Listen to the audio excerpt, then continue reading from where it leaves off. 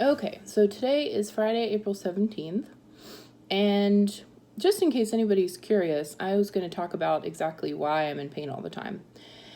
So, in late 2016, actually in August of 2016, I started to feel pain like up in the top of my chest and like right under my breast on the right side.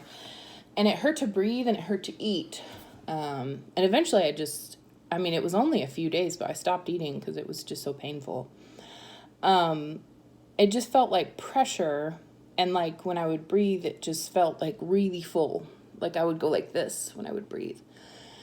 So I got because I was tender here, my doctor thought maybe it was gallstones. So I did a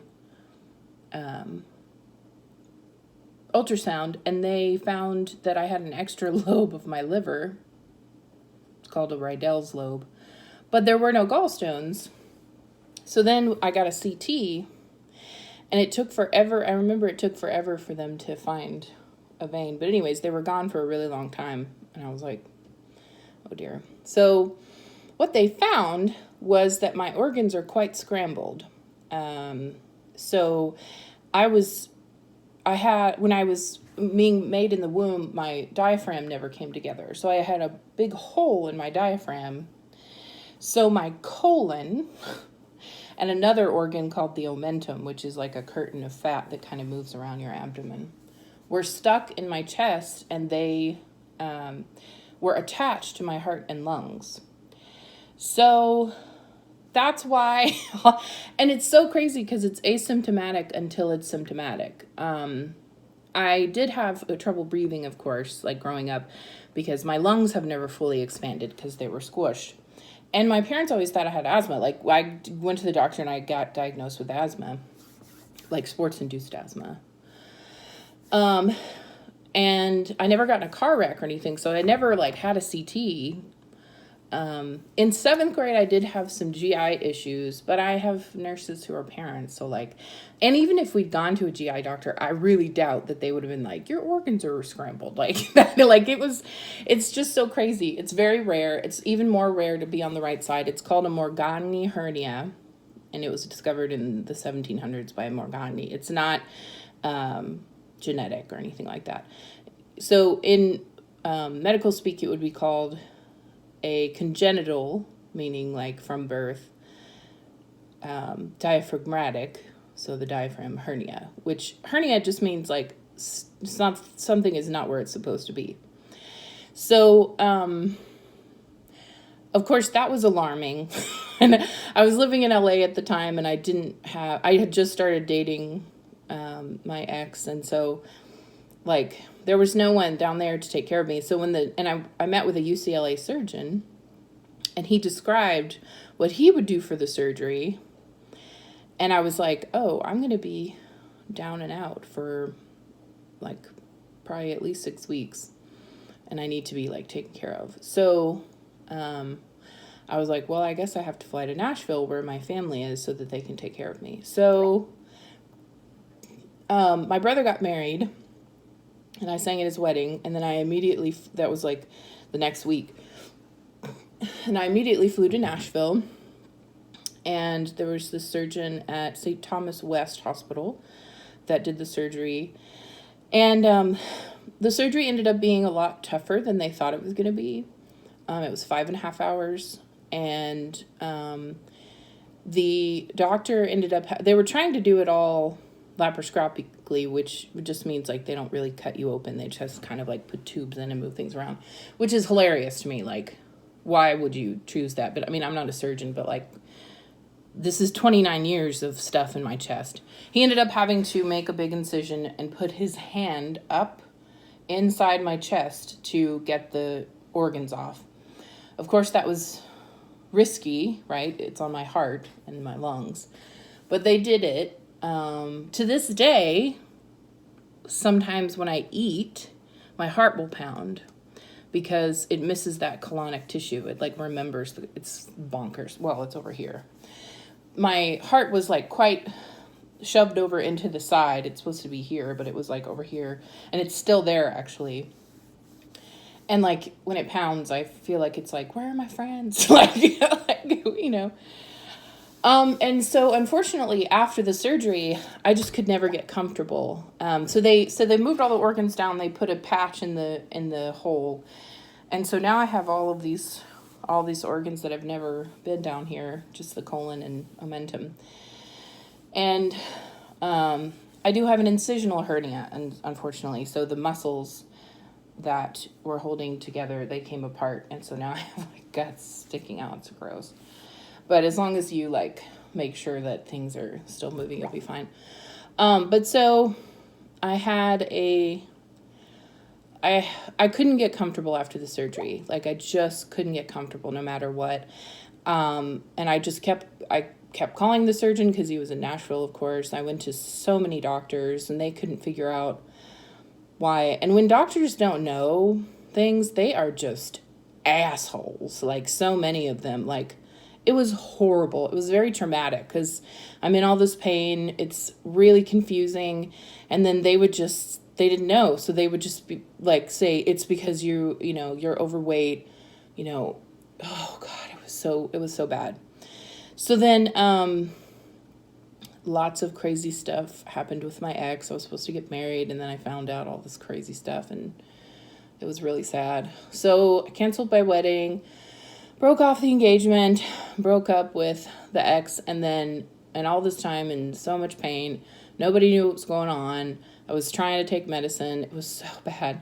Then I moved from Orange County to Hollywood, and then from Hollywood to Raleigh, Tennessee, which is it's outside of Memphis. And then I got a new job in Bartlett, and now I live in Cordova in an apartment, and I love it. So I moved in to the apartment in July of 18, and then I got insurance, and so then it was interesting. I went to a recruiting agency, and they were like, I told them everything, and they were like, let's get you insurance. So I was like, hell yeah. So I was still working through all this pain, which is just unfathomable because it's so difficult. So anyways, so then in October of 18, I went to a neurologist. Well, I'd gone to a doctor who referred me to a neurologist, and she, as soon as I started describing it, I said, this half of my face, and then if you just cut me in half to my waist on this whole side and my hand and arm and everything, it feels like vibration, electricity, and burning, and then as it gets worse, it just feels like burning. And she was like, that sounds like thalamic pain syndrome. And I didn't even hear what she said. Like, I was like, and she asked me more questions. And then she left the room. And like, in my spirit, I knew that she was right. And I had this huge catharsis in that doctor's office room. Like, huge, like, waves of sobs and like, trying to, like, I wasn't still. I was like walking around and like sobbing and because as soon as she left, I Googled it, of course, and it's caused by spinal injuries or strokes. And then there's like a few other things, like MS, I think. Anyways, so she came back in the room and she was like, I want to go see your brain. So she went, and because I had already had an MRI of my brain. And she was like, yeah, there is a slight difference between your left and your right thalamus. And I was like, of course I was like devastated because it's a stroke. And it most likely happened during the surgery because it was a long, tough surgery. So and she told me the treatment is it was like amitriptyline, which is like a seizure medicine, and lamotrigine, which is a seizure medicine. So she started me on a super low dose. She'd never treated it before. So she started me on a super low dose, and like, I couldn't really tell that much difference. And plus I was in so much pain, like it takes away your sanity. It takes away your, like, ability to know how much pain you're in. Like, it's just insane. And so I came home and, like, I couldn't stop crying. I accidentally set my apartment on fire. Like, I told my family, like, what was going on, and, like, I had to have them here. But they didn't understand what was going on. And I didn't say anything. I didn't call them because I couldn't talk. And so I asked some of my friends to come over, and, like, I had somebody bring me dinner. And then I had one of my best friends. She came over, and I just couldn't stop crying. And a little bit of advice: if somebody's world has shattered, like, if they've had somebody die, or, like, some huge thing that causes grief, don't try to, like, comfort them with other people's stories or challenges. Just fucking shut up and be there. Just be there and hold their hand, let them cry. And then, like, just, yeah. Because, like, one of my friends was like, well, there's this 16-year-old and she's, like, having her second kid and she lives in a trailer park. And I just started sobbing more. And I said, at least she can pick up the babies. Because I wouldn't be able to hold a baby unless I was, like, sitting down and, like, I'm disabled now. So, like, anyways, don't do that. Don't compare. Like, that's just stupid, and it's disrespectful. And I don't think that my friend was trying to hurt my feelings or anything. I think she's very sweet, but it really pissed me off. And then my mom does that same thing because she's a nurse, and so I don't know. It was like the millionth time she'd done it, and I just said, don't ever do that to me again.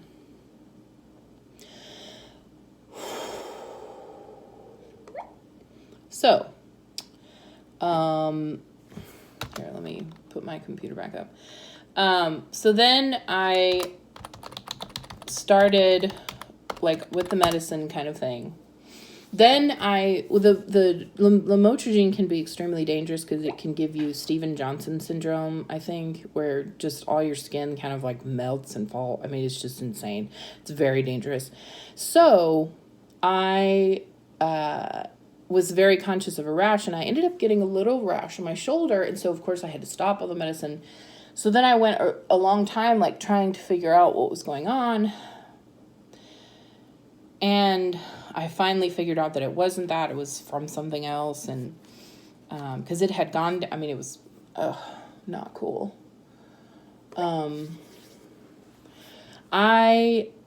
So how I treat it now is I'm on lamotrigine, which is the seizure medicine, and then a few other medicines. And then for emergencies, I take, like, heavy doses of antihistamine to, like, knock me out. I still wake up hurting.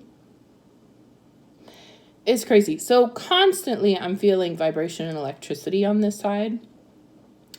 And if I do anything, like load the dishwasher, take a shower, bend over to get my shoes, I hurt more. My diet is restricted now, so, like, I can't do beef or corn or cauliflower, broccoli, beans, like, anything that's hard to digest. Beer. I miss beer so much. So cause gas or, like, be hard to digest, I can't do it. Cabbage, like, I don't miss cabbage, like, but, so I have to be careful about that. And then sometimes, well, most of the time, it doesn't matter what I do. I hurt regardless. Oh, God. It's really hard. It's very difficult to manage. I'm in, like, support groups on Facebook.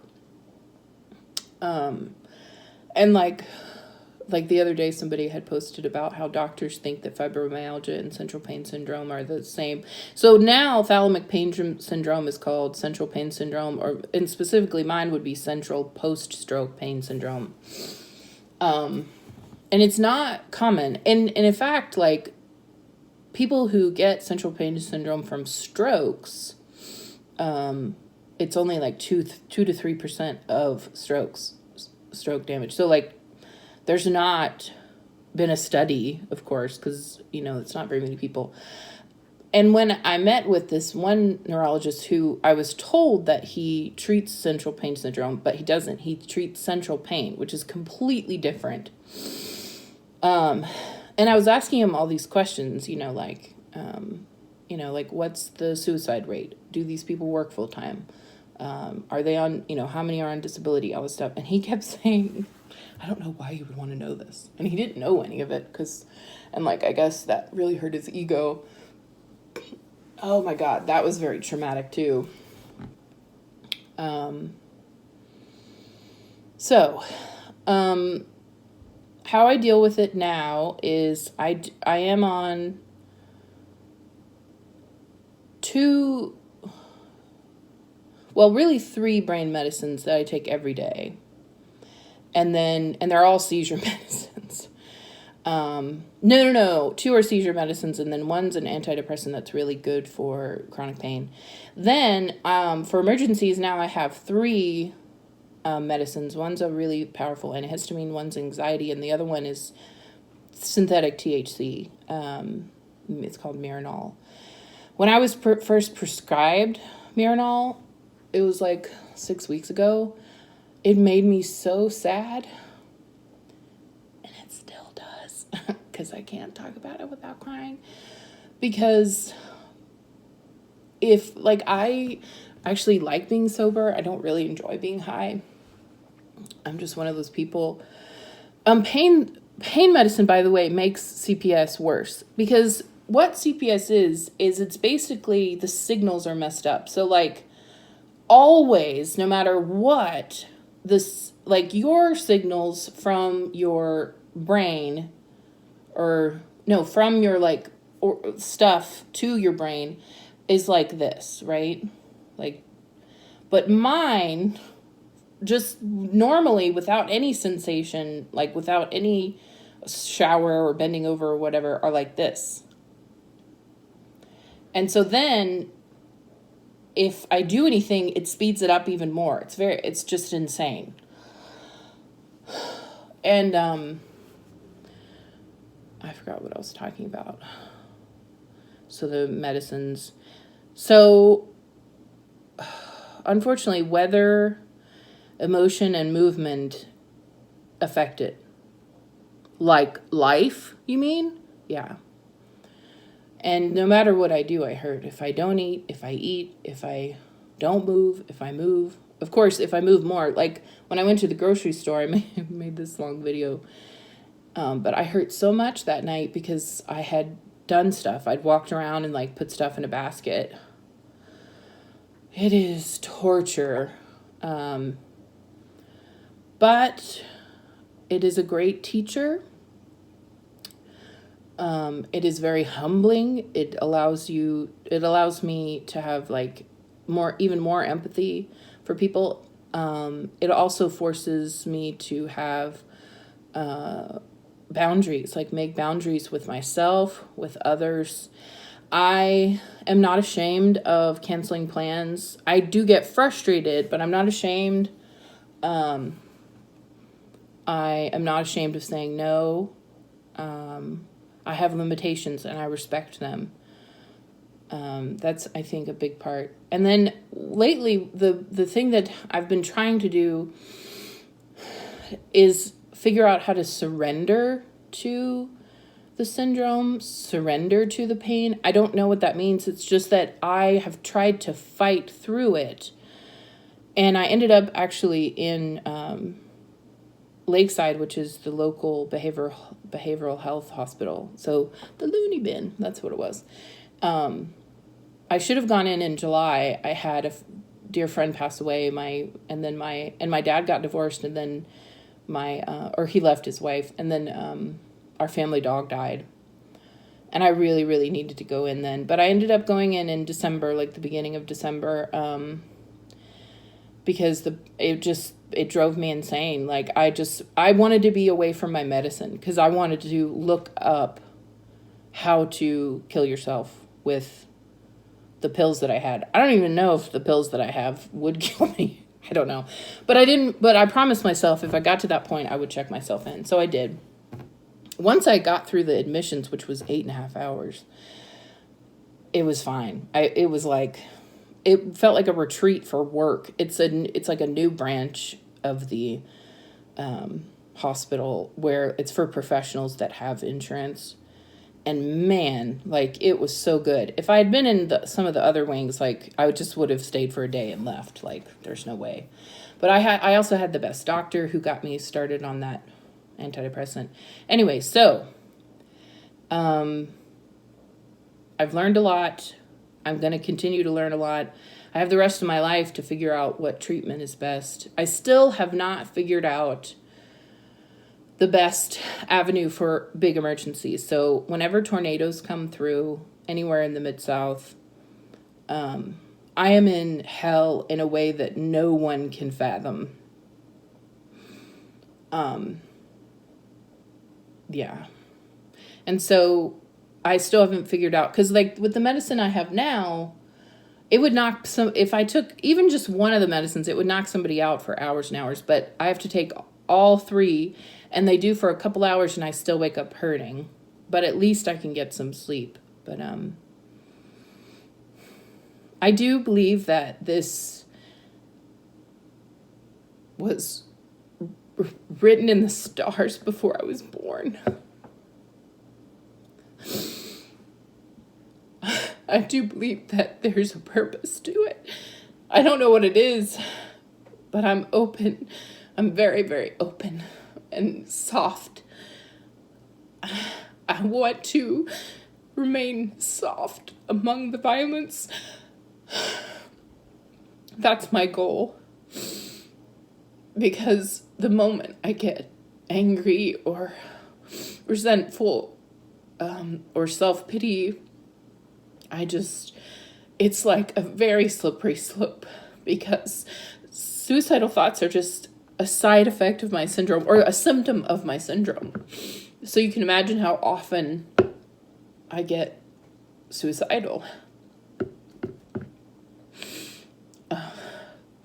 It's very difficult to manage. And I know that God can heal me. I have a deep relationship with God, but, and he can choose to do that. But, he may have a different purpose for all of it. I have been studying Job with my friend Julia, and I do feel very connected to Job. Or I feel like I have stuff in common with him. Because I'm not going to be able to have kids.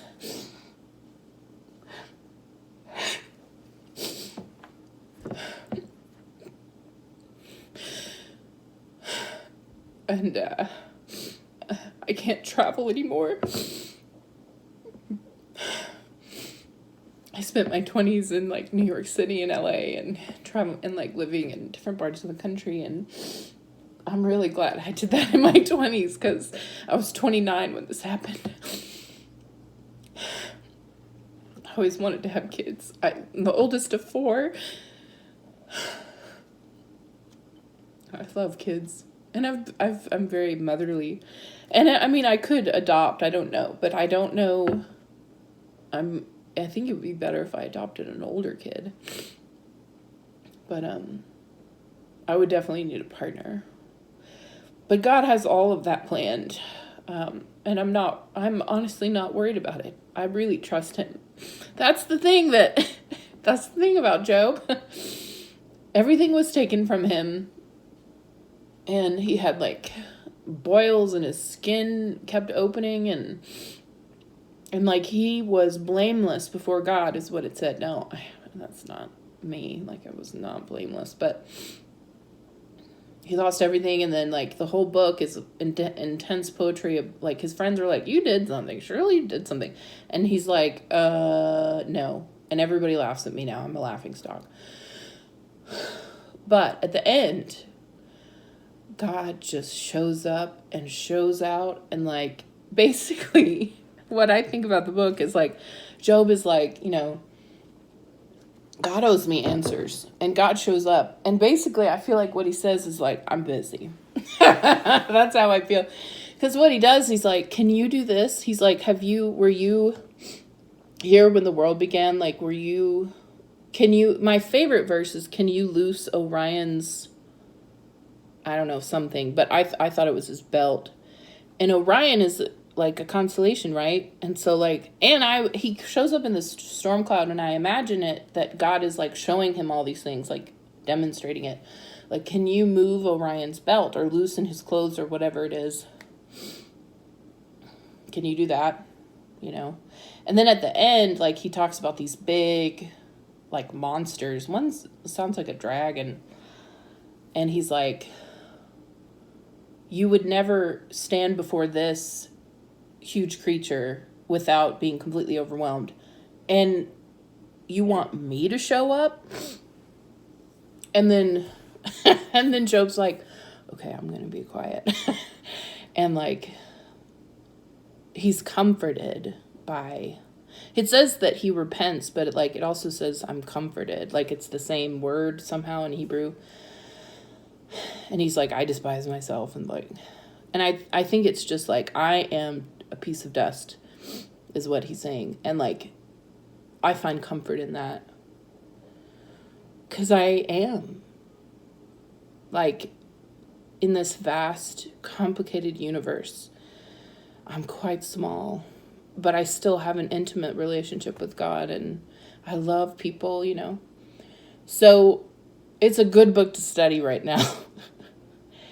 And then my favorite part of it is at the end.